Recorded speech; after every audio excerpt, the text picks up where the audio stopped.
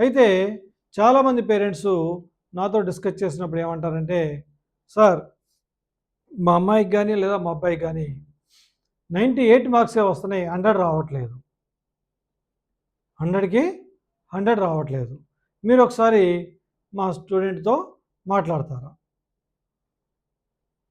ఇక్కడ నేను అడిగే క్వశ్చన్ ఏంటంటే, 100కి 98 వచ్చినప్పుడు 100 రాకపోతే ఏమైంది? ఎన్ని మార్కులు తగ్గినాయి?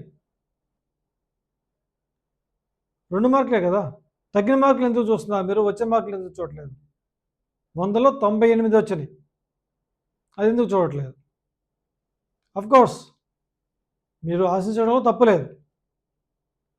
మరి మనకొచ్చినాయా అంటే మనం ఏమంటామంటే ఇప్పుడు ఆన్సరు, మా చిన్నప్పుడు ఏదో గవర్నమెంట్ స్కూల్‌లో చదువుకున్నాం. ఇప్పుడు ఇంటర్నేషనల్ స్కూల్‌లో చదివిస్తున్నాం మా పిల్లల్ని. మేము ఆశించడంలో తప్పేముంది? తప్పేం లేదు.